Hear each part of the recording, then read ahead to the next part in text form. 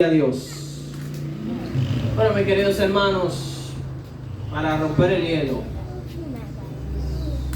estaba un hermano orando al Señor en una ocasión. ¿Cómo estaba el hermano? Orando al Señor, Y dice: Señor, dame la unción de Elías, la fe de Abraham y la paciencia de Salomón. Y un hermano de esos que sabe mucha Biblia le dice: varón, ¿cómo así la paciencia de Salomón? ¿No será la sabiduría de Salomón? Dice el varón: no, mi hermano, la paciencia. Salomón tuvo 1000 suegras. 1000 suegras, ¿usted sabe lo que es? Mucha paciencia, amén. Bueno, mis queridos hermanos, vamos a la palabra de Dios. ¿Cuántos trajeron Biblia hoy? Amén. ¿Trajeron Biblia? Vamos a ir al libro de 2 Corintios, capítulo 12, verso 1. Cuando lo tengan, por favor, digan amén. 2 Corintios,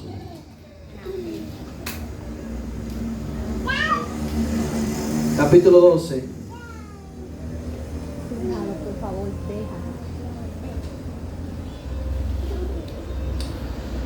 deja. 2 Corintios 12.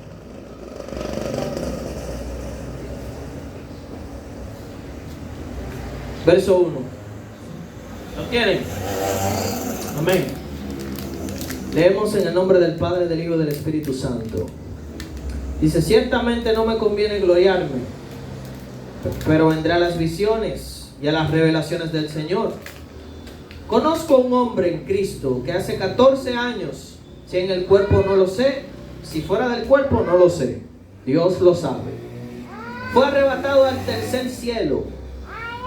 Y conozco a tal hombre, si en el cuerpo o fuera del cuerpo, no lo sé, Dios lo sabe, que fue arrebatado al paraíso, donde oyó palabras inefables que no le es dado al hombre expresar.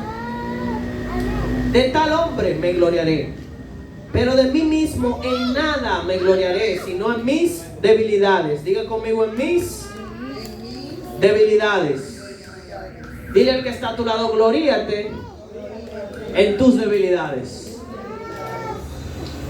Sin embargo, si quisiera gloriarme, no sería insensato, porque diría la verdad, pero lo dejo para que nadie piense de mí más de lo que en mí ve u oye de mí, y para que la grandeza de las revelaciones no me exaltase desmedidamente, fue dado un aguijón en mi carne. Diga conmigo: aguijón en mi carne. Dile al que está a tu lado: probablemente haya un aguijón en tu carne. Un mensajero de Satanás que me abofetee para que no me enaltezca. Ahora dile: ese aguijón tiene un porqué. Sigo, dice el verso, terminando el verso 7, para que no me enaltezca sobremanera. Verso 8. Respecto a lo cual 3 veces he rogado al Señor. Esto de 3 veces, hay estudiosos que dicen que una frase hebrea, que la gente, para hacer alusión a que algo pasa de manera repetida, ellos usaban la palabra 3 veces. 3 veces le he dicho, de manera que se puede también interpretar como que de una manera constante, repetidamente, muchas veces. 3 veces le he orado al Señor que lo quite de mí, y me ha dicho: bástate mi gracia, porque mi poder se perfecciona en la debilidad. Por tanto, de buena gana me gloriaré en mis debilidades, para que repose sobre mí el poder de Cristo. Amén. Yo he terminado de predicar. Si yo agrego más palabras, probablemente lo dañe. Yo creo que ahí se entendió el mensaje, ¿no? Familia, ayúdenme a orar. Cierren sus ojos, inclinen su rostro en señal de reverencia. Gracias por tu palabra, que es lámpara a nuestros pies, es lumbrera a nuestro camino. Tu palabra es espíritu y es vida. Ayúdanos, Señor, a no tenerla por sentado, a no venir a este lugar, Señor, con indiferencia, con ingratitud, tomando las cosas extraordinarias de tu presencia como algo vano, como algo ordinario y normal. Ayúdanos a dar reverencia a tu presencia, a tu poder, a tu palabra en medio nuestro. Entendemos que estás aquí, donde hay dos o más, tú estás allí. Ayúdanos a enfocarnos, Señor, a no distraernos, a abrir nuestros corazones a ti. Espíritu Santo, que el mensaje que tú quieres dar, nosotros seamos buena tierra en esta noche. Que ninguna palabra corrompida salga de mi boca, sino la que sea sazonada con sal para la necesaria edificación de los que aquí escuchan. En el nombre de Jesús, Señor, quítame, no quiero ser estorbo a tu revelación en esta noche. En el nombre poderoso de Jesús de Nazaret. Amén. Mis queridos hermanos, del tema que estaré hablando el día de hoy, nosotros como cristianos tenemos unos estándares a los cuales nosotros apuntamos en todo el sentido de la palabra. Los cristianos somos personas visionarias, porque la palabra de Dios nos lleva a eso. Tenemos promesas que Dios nos ha dado. Hay cosas que sabemos y entendemos que Jesucristo ha ganado por nosotros. Pero yo les quiero decir algo. Hay algo que pelea en tu contra en ese sentido. El ser visionario trae consigo muchas flaquezas. Porque si tú tienes la visión de tener mucho dinero, pero tú en el camino de la vida te encuentras con mucha pobreza y dificultades, tú enfrentas una realidad distinta a la que tú crees. Cuando tú ves que en tu vida Dios te dice: por mis llagas fuiste sanado y fuiste curado, y yo llevé tu dolor, pero tú te ves enfrentando y combatiendo una enfermedad, y todo lo estás haciendo bien, pero la enfermedad persigue allí, y aún gente sanada a través de tu mano, pero tú no eres sanado aún. Es fuerte. Es fuerte. Cuando Dios te dice: yo estoy contigo, pero en tu casa tú sientes que el diablo no sale, y tú sales de un culto glorioso donde la presencia de Dios estaba contigo, inmediatamente tú llegas a tu casa, tu marido te mira y te dice: no fregate, está en la iglesia, tu marido es de la iglesia, tu marido es el pastor. No sé, estoy simplemente hablando vanamente. Pero hay cosas que hacen afrenta. Y muchas veces es porque la expectativa de nosotros tiene un origen. Yo le voy a decir algo. Nosotros fuimos creados para vivir en un paraíso, en el Edén. Eso es lo que está en nuestro subconsciente, sin nosotros entenderlo. Por eso dice la ciencia que el ser humano solo usa el 10% de toda la capacidad de su cerebro. Hay un 90% que no utiliza. Eso tiene un porqué. Fuimos quitados o fuimos expulsados de nuestro lugar de origen y del lugar para el cual fuimos creados. El Edén fue ese lugar donde Dios pensó y diseñó al hombre. En ese Edén tú no ibas a tener falta de nada. No había enfermedad, no había muerte, no había pobreza, no había necesidad. Había total abundancia y plenitud. Gracias. Ahora, ¿qué tú crees que pasa con una persona que fue diseñada para una total abundancia y plenitud en todo el sentido de la palabra? Dios se paseaba por el huerto día a día, tenía comunión constante con el hombre. No había nada que le faltara al hombre en el sentido espiritual, ni en el sentido físico, ni en el sentido emocional. ¿Están aquí hoy? Pero hoy enfrentamos la realidad de que hay una necesidad espiritual, hay una necesidad emocional y física. La expectativa es el Edén. Pero seguimos en República Dominicana. ¿Cuántos dicen amén? Y de eso, no importa qué tan cristiano tú seas, eso te va a golpear en la cara día tras día. Tú tienes el llamado de Dios que te dice: te he llamado a las naciones, te quiero levantar como trompeta en tu nación, como atalaya en tu familia, para que salves almas, para que libertes al cautivo. Pero te puedes ver con la realidad de que quizás tú tienes años y nadie se convierte a través de ti. Y la palabra del llamado está latente, pero hay algo que no pasa. Hay algo que impide que no suceda. Mis queridos hermanos, hoy yo les vengo a hablar de las debilidades. Diga conmigo: las debilidades. La parte oscura que nosotros queremos disfrazar. Mira que está a tu lado de esta manera y dile: tú tienes debilidades. Mira al que está a tu otro lado y dile: yo sé que hay algunas fallas.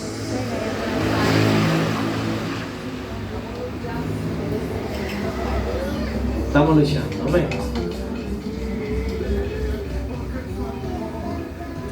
Esto del Edén, en una reflexión que yo tuve,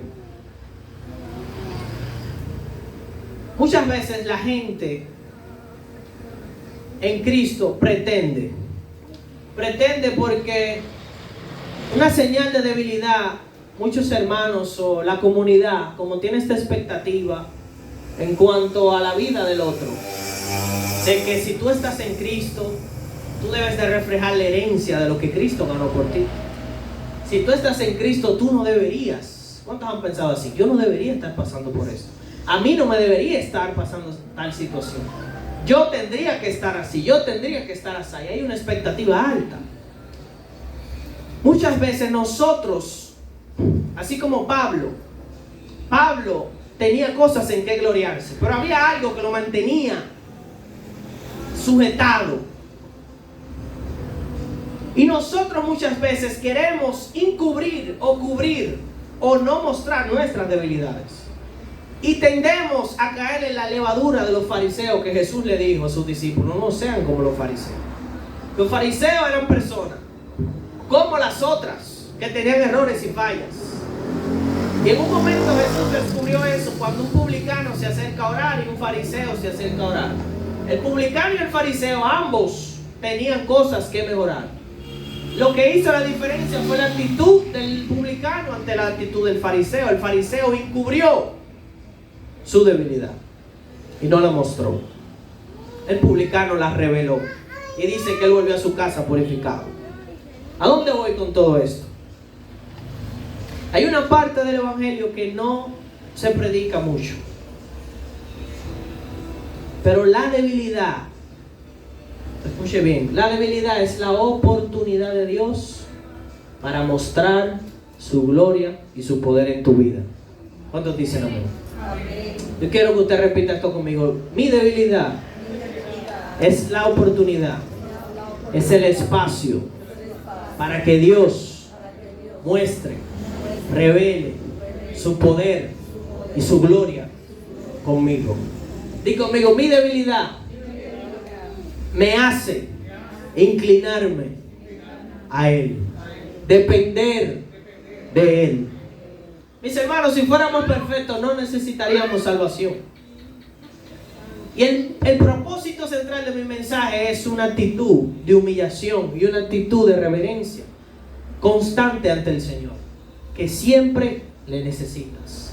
Y yo quiero poner una base, luego volveré al texto principal, pero quiero ir con ustedes para establecer el principio del Viejo Testamento. Quiero que me acompañen al libro de Éxodo, capítulo 3, verso 4, para que veamos rápidamente un personaje llamado Moisés.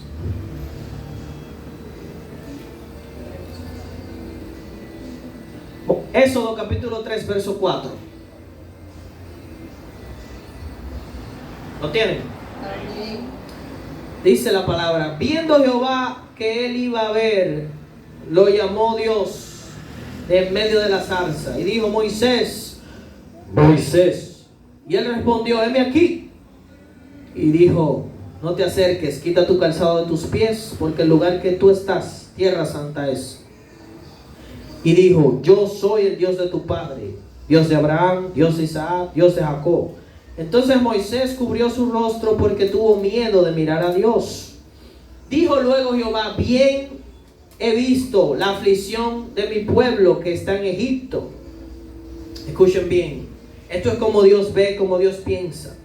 Y dice, y he oído su clamor a causa de sus exactores, pues he conocido sus angustias, y he descendido para librarlos de la mano de los egipcios y sacarlos de aquella tierra a una tierra buena y ancha, tierra que fluye leche y miel, a los lugares del cananeo, del eteo, del amorreo, del febeseo, del heveo, del jebuseo. El clamor pues de los hijos de Israel ha venido delante de mí, y también he visto la opresión con los que los egipcios los oprimen. Ven por tanto ahora, y te enviaré a Faraón, para que saques de Egipto a mi pueblo, los hijos de Israel. Ustedes ven la mente de Dios, sin limitaciones, sin circunstancias que puedan detenerlo. Un plan llano, conciso, perfecto, e igual como lo tiene contigo. Diga, igual como lo tiene conmigo. Y Él extiende ese plan y esa visión que Él tiene con Moisés. Ahora, familia, miren bien ahora la respuesta de Moisés a esto que Dios le dice. Dice, entonces Moisés respondió a Dios, ¿quién soy yo? Oigan lo primero que dice. ¿Qué mostró Moisés allí? Su debilidad. ¿Quién soy yo? Y sigue, para que vaya Faraón y saque de Egipto a los hijos de Israel. Y él respondió, ve, porque yo estaré contigo. Ahora, ¿qué dio espacio a que Dios esté con Moisés? Piense bien por un minuto. Gloria a Dios. La humildad de Moisés, el reconocimiento de Moisés a su posición. Ahora vemos, hermanos, que nos hemos puesto una máscara y hemos llegado al punto de fingir tanto que le hemos quitado el mérito al sacrificio de Cristo. De que tú eres santo no porque tú eres buena persona. Que tú tienes lo que tienes no porque tú eres inteligente. Présteme atención, familia. De que eres como eres no porque tú has hecho algo que ha valido la pena. No le quites el mérito al sacrificio de Cristo, a la herencia que tienes en Dios. Hemos muchas veces dejado de reconocerle a Él, de haber creído que nosotros hemos hecho la cosa y por ende el resultado es menester de nuestras obras. Le digo por qué tomé a Moisés como ejemplo, porque este Moisés que hoy vemos que dice ¿quién soy yo? En otro tiempo no pensó así. Desde su niñez Moisés fue elegido por Dios para esto y fue criado en la casa de Faraón.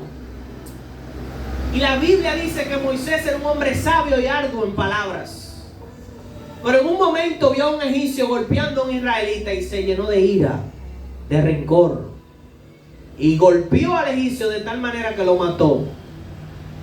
Ese Moisés, que era arduo en palabras, que era fuerte, que se mostraba el próximo rey y Dios del mundo, como Faraón, Dios tuvo que sacarlo al exilio,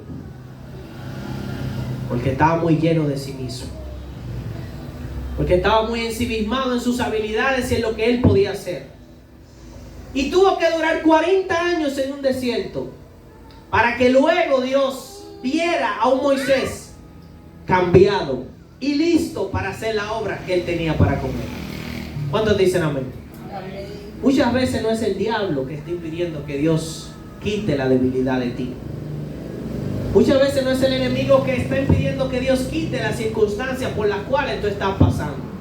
es que esa debilidad, es que esa circunstancia, lo que sea por lo cual tú estás atravesando, que se repite y no se quita de ahí, tiene un fin. Y Dios la va a usar para tu bien. Es el espacio, es el camino, es el medio que Dios está utilizando para su propósito final. ¿Cuántos dicen amén? Ese exilio para Moisés pudo representar el fracaso total de su vida. Pónganse por algún momento en los pies de Moisés, donde usted desde pequeño crece en la grandeza, en lo más alto del mundo, y de repente por un error, un pequeño error, tú eres exiliado. Tu futuro era ser el Dios del mundo, un faraón, y ahora vienes a ser un pastor de ovejas. Y no por un día, por 40 años. Dicen los que saben que Moisés fue exiliado a los 40, y este momento cuando Dios se le aparece a Moisés, Moisés tenía 80 años, 40 años en el desierto. Ahora cuando Dios se le aparece a Moisés, Moisés responde y dice: ¿quién soy yo? Y ahí le dice Dios: yo estaré contigo. Por eso es que el pueblo será libertado. El cristianismo no es como en el mundo, que nosotros vamos creciendo escalones hasta dice la Biblia que los reyes de este mundo se enseñorean sobre los demás. En el cristianismo es contrario, nosotros vamos descendiendo escalones. Y por eso Jesús le dijo: ustedes tienen que ser como niños. En vez de tú crecer, tú debes de decrecer. Jesús dijo: bienaventurados los pobres en espíritu. Porque el reto no es tú ser más tú. El reto es tú ser menos tú, más Él. Amén. Por eso la Biblia dice: muere a ti mismo. Dáselo fuerte a Cristo.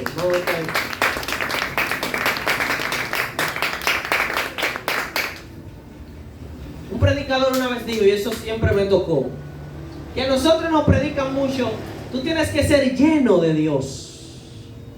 Y él un día dijo: en realidad yo siempre he oído que te dicen que tú tienes que ser lleno de Dios, pero yo creo que nosotros tenemos que ser vaciados de nosotros mismos. Que muchas veces lo que nos impide, amén, lo que nos impide es que estamos muy ensimismados en nosotros mismos. Y eso predicaba mi amada Karen en los otros días. Estamos muy pensando en nosotros todo el tiempo. Mis debilidades, mis dificultades, mis circunstancias, mi situación. Y nada que ver con nadie más. Por eso, tus oraciones hablan mucho de ti. Hay gente que nada más ora por él mismo, por mí, mi dinero, mi situación, el trabajo, lo que deseo, lo que quiero, mi casa, mis planes, mi.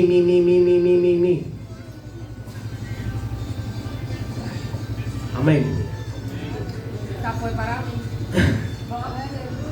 Gloria, esa fue para todos, hermana. Gloria a Cristo.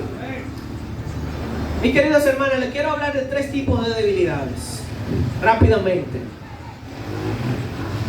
La palabra debilidad usada en 2 Corintios 12, donde hablaba Pablo, viene del griego astenia o astenia, que hace referencia a fragilidad, debilidad, sufrimiento. También se refería a una calamidad, algún tipo de enfermedad o condición de debilidad. Es usada varias veces en la palabra de Dios. Me llamó mucho la atención que es usada en el libro de Hebreos, capítulo 14, verso 15.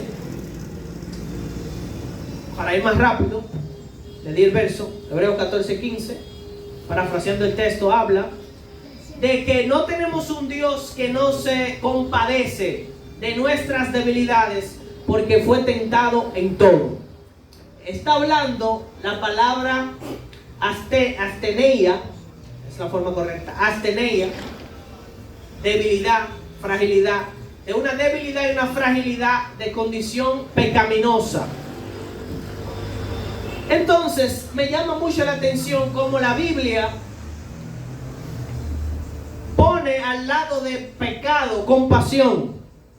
Muchas veces nosotros cuando pensamos en pecado, inmediatamente lo que viene después de es ira de Dios, condenación, fracaso. Cuando hablamos de pecado, de una condición de fragilidad, de debilidad, en este contexto, en la carne, nosotros de una vez lo tipificamos con un juicio, ¿no? Pero me llama la atención que el libro de Hebreos dice que Él se compadece, diga conmigo, compadece, hablando de su corazón. Ahora, estamos hablando de un Dios justo, de un Dios puro, de un Dios santo. Pero dice que cuando Él te ve y Él ve la condición de pecado, ¿qué Él hace? Se compadece. Tiene compasión. Él no es un Dios que te va a echar fuera. Él no es un Dios que te va a pisotear. Él no es un Dios que te va a patear, que te va a apuñalar. Él no es un Dios al cual tú no puedes acercarte. Pero quiero decirte lo más fuerte: Él no es un Dios que te va a dejar en esa condición. ¿Cuántos dicen amén? Quiero darte un rema. ¿Están listos? Jesús ya venció el pecado. Quiere decir que esa condición que nosotros enfrentamos de debilidad, con cualquiera que sea el pecado que estemos combatiendo, hay un Dios dispuesto, disponible para sacarte de ella, porque Él ya venció. Diga conmigo, venció. Y Él conoce. Dice la Biblia que Él fue tentado en todo y no se halló pecado en Él. Nuestro Dios es más grande que el pecado. Dice que Él venció la muerte y Él venció el pecado. Llámese como se llame aquello con lo cual estás batallando. Hay gente que batallan con sus emociones, que la tristeza los aborda, que hay un espíritu de amargura, de sufrimiento, de depresión que los aborda. No importa la condición en la que ellos estén, siempre hay algo que viene y les roba el gozo. Eso es pecado. Dice la Biblia que no se levante en ustedes ninguna raíz de amargura. Eso es pecado. Hay gente que lidia con la vagancia, con el temor, gente que están paralizadas, gente que pudieron haber estado en lo alto y hoy en día están paralizados, no avanzan en lo de Dios, no avanzan en su familia, no avanzan en su carrera, no hay avance. Eso es pecado. La Biblia dice que los cobardes no heredarán el reino de Dios. Hay gente que lidian y batallan con la sexualidad, con pecado de lascivia, de lujuria, con fornicación, con adulterio. Este mundo está lleno de inmoralidad y ataca a la iglesia. Pero hoy yo vengo a decirte que Dios se compadece y que Dios está dispuesto a ayudarte en esa debilidad. Amén. Vuelvo y te repito, la debilidad es el escenario perfecto para que Dios se manifieste en tu vida y muestre su poder. ¿Cuántos dicen amén? Dáselo fuerte a Él.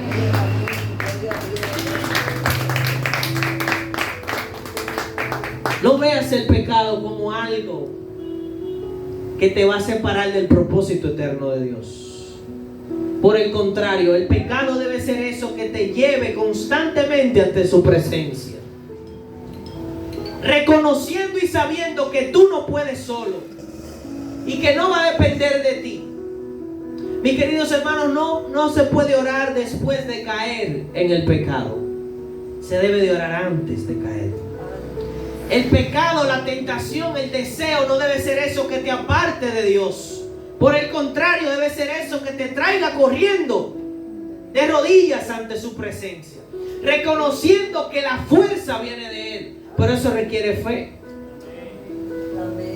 Porque cuando el pecado que está en tu carne se aviva dentro de ti, quiere salir eso, ese espíritu de discusión, de pleito, de ira, que no soporta a nadie, que cuando se arremete no hay quien frene. Y el Espíritu Santo te dice, no diga más nada. Espérate. Ahora es que yo voy para adelante. Ya, haz silencio. No, yo le voy a decir a él ahora. Tú verás. Conmigo no. Frena.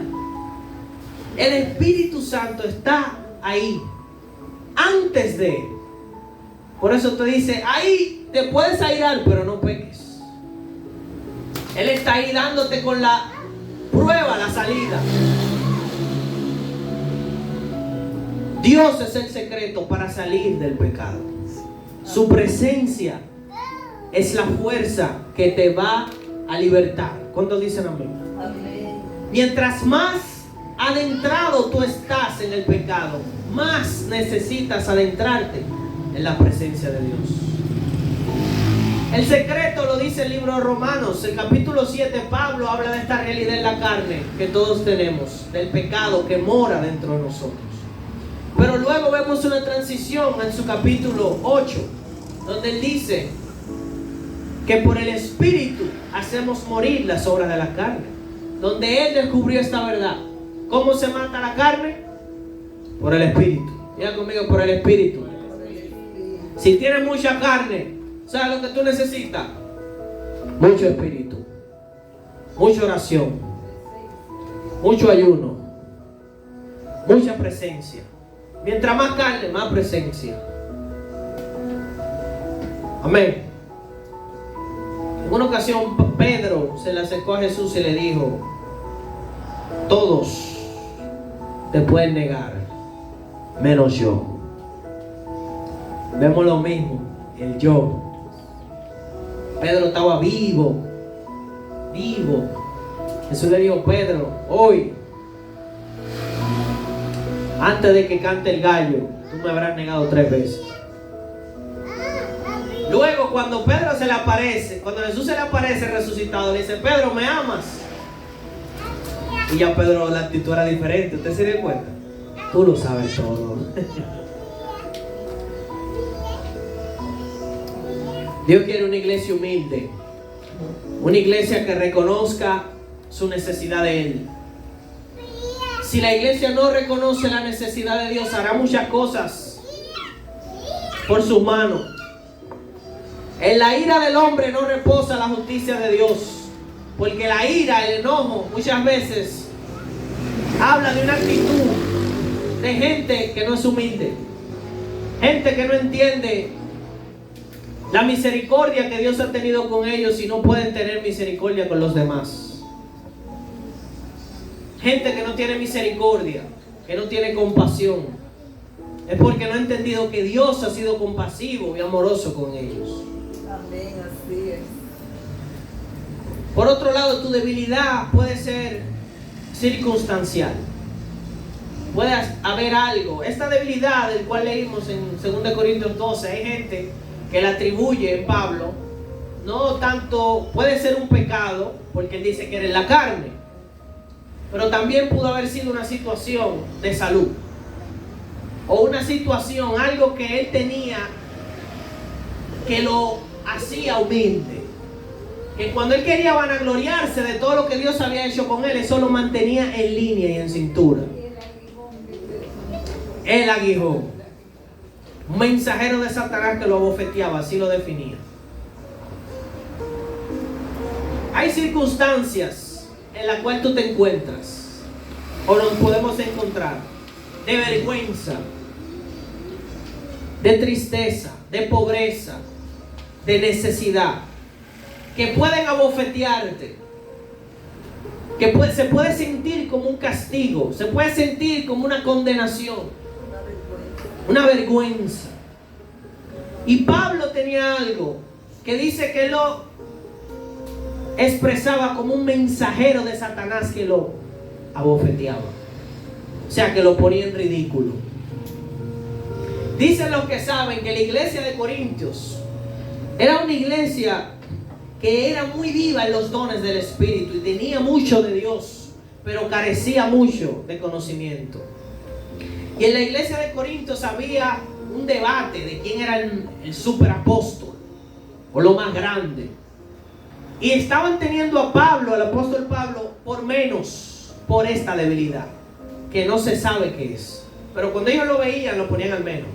Cuando Pablo escribe esta carta, empieza diciendo: yo no he venido a ustedes con palabras de humana sabiduría, sino con demostración del Espíritu y de poder, para que vuestra fe no esté fundamentada en el conocimiento de los hombres, sino en el poder de Dios. Y le habla en el capítulo 12 de sus visiones y de cosas maravillosas que Dios había hecho con él. Pero le dice en tercera persona: conozco a un hombre. Y dice, después que lo dice, que él en lo único que desea gloriarse es en sus debilidades, reconociendo que él no quería esta actitud de que la gente lo viera más alto que lo que él realmente es, y en que entendieran que el único grande es Dios. Muchas veces nosotros se nos vendió un evangelio de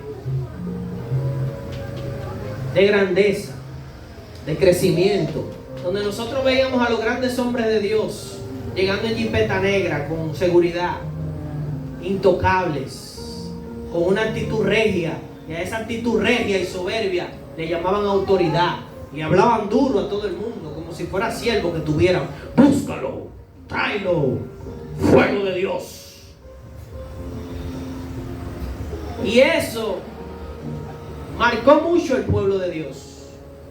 Eso no fue lo que Jesús nos modeló, familia.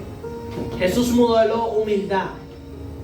Jesús dijo: en esta tierra los gobernantes se enseñorean de la gente, pero yo les digo que el que quiera ser mayor, aquí debe ser el menor, el servidor. El que quiere estar en alto debe asimismo ponerse debajo. Esa es la actitud que hace que el Espíritu Santo haga milagros.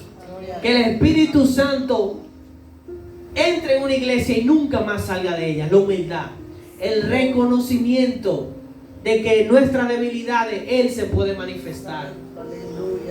De que nosotros podamos venir unos a otros y poder decirte: hermano, estoy lidiando con esto.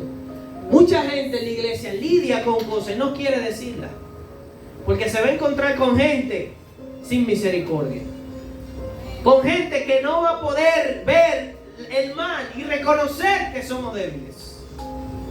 Lo van a tomar a un estándar como si estuviéramos en el paraíso, lo que le dije al inicio. No estamos en el paraíso. Estamos lidiando y batallando diariamente. Y se necesita una iglesia sincera.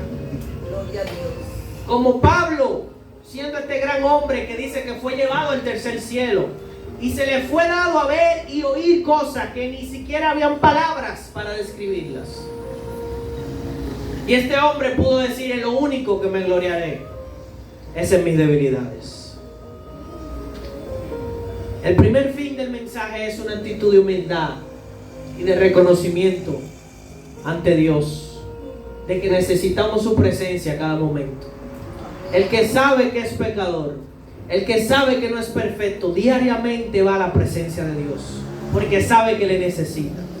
Una persona que no ora es una persona orgullosa. Una persona que no ora es una persona que cree que puede solo. Es una persona que entiende que las cosas son porque Él las consigue y porque Él las hace.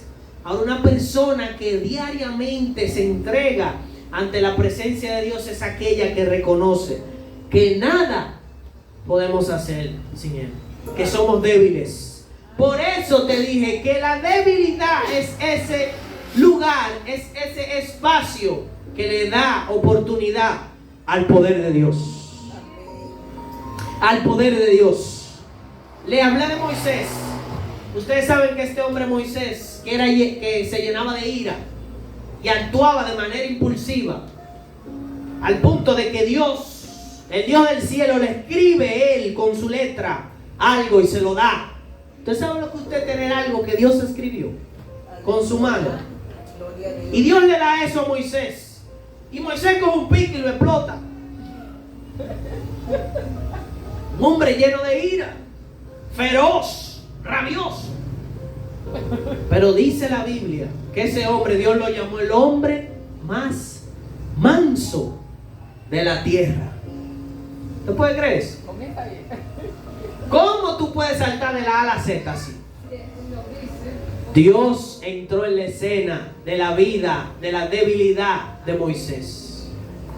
Amén. Fue trabajado por Dios y llegó al punto donde este hombre iracundo, que lo perdió todo por la ira, pasó a ser el hombre más manso de la tierra. Yo quiero que ahora tú mires esa debilidad que te hace la guerra, que te avergüenza, que se siente como un mensajero de Satanás que te abofetea, y tú la veas y tú puedas ver a Dios obrando en eso en ti, de tal manera que tú puedas ir de la A a la Z por el poder de Dios. ¿Cuántos dicen amén? Dios te va a catapultar y te va a llevar a otro nivel. Aleluya. Un hombre llamado Gedeón, cuando Dios se le aparece y le da el llamado, quiero libertar a mi pueblo, Gedeón le dice: Señor, yo soy el más chiquito en mi casa y somos pobres y yo soy un hombre temeroso. Y el Señor le dijo: no digas que eres temeroso, porque yo te envío. Y al principio le dice: Gedeón, varón esforzado y valiente. Todo lo contrario. Ahora, este hombre venció un ejército con 300 hombres. Gloria a Jesús. ¿Qué pasó allí? Su debilidad fue el lugar, fue el evento, el espacio para que el poder de Dios se manifieste. Vas a ver a Dios como nunca antes. Pero por el contrario de lo que te han dicho muchas veces, que lo vas a ver porque tú oras 7 horas al día, porque tú haces esto, porque tú haces aquello, y el yo es enaltecido. Un profeta una vez dijo: ¿cuántos días tú tienes que no amaneces orando? Un testimonio. Yo lo escuché hace mucho, yo era muy pequeño. Y el hombre le dijo: yo tengo 3 meses que no amanezco orando. Y le dice el profeta: ese tiempo tengo yo sin dormir. Muchas veces eso se decía. Si tú querías que Dios te use, tú tenías que hacer lo imposible. Sacrificio, sacrificio, sacrificio. Y puede que sea verdad, porque hay gente muy usada por Dios. Pero algo sí yo sé que dijo mi pastora hace poco: que lo que mueve la mano de Dios en un hombre es la obediencia. Y eso yo lo veo en la Biblia. Si tú quieres que realmente Dios te use, Dios tiene que ver una persona humillada, al punto que le obedezca en todo, sin preguntar. Y tú verás la unción de Dios en tu vida. Gloria a Dios. Dios envía al obediente. Tú no haces nada con orar 8 horas y pararte a hacer lo que tú quieras. Tú haces mucho orando 10 minutos, pero hacer lo que Dios te dice. Ahora te voy a decir algo. Si tus debilidades son fuertes, tu tiempo de oración tiene que ser fuerte. Tiene que ser fuerte. La presencia de Dios es lo único que consume la humanidad. Y eso es la debilidad. Le voy a dar una definición corta antes de terminar. Es la debilidad: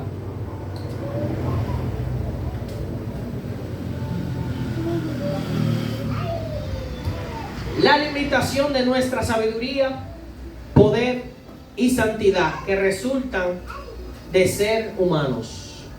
El único requisito para usted ser débil, mi querido hermano, ¿sabe cuál es? Ser humano.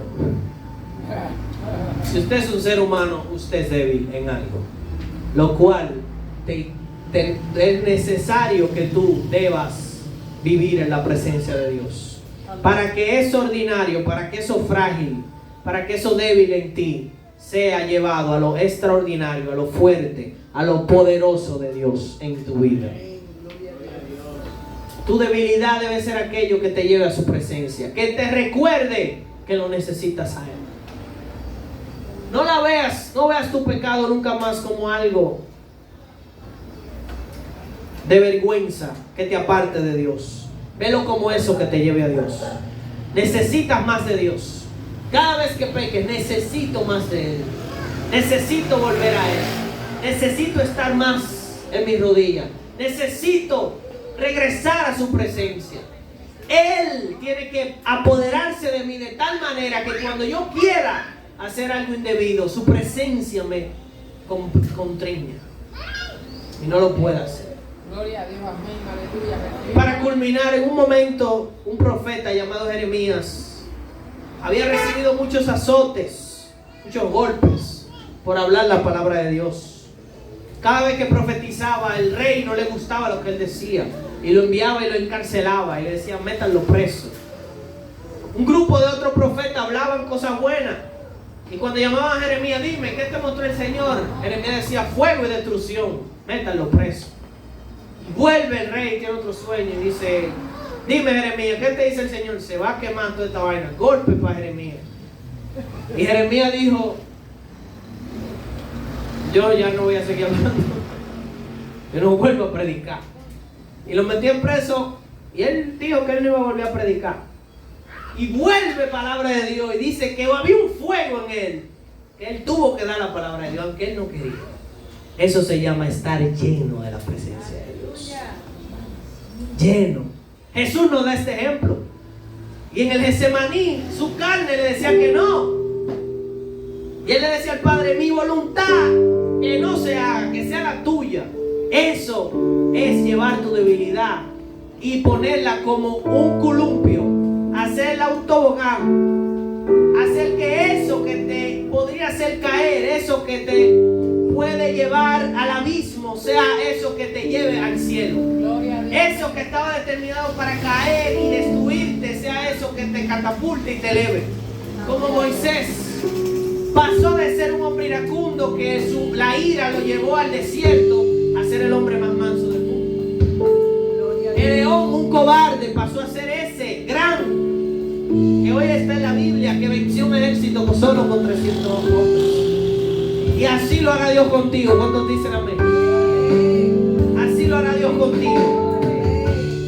Amén. Vamos a estar de pie.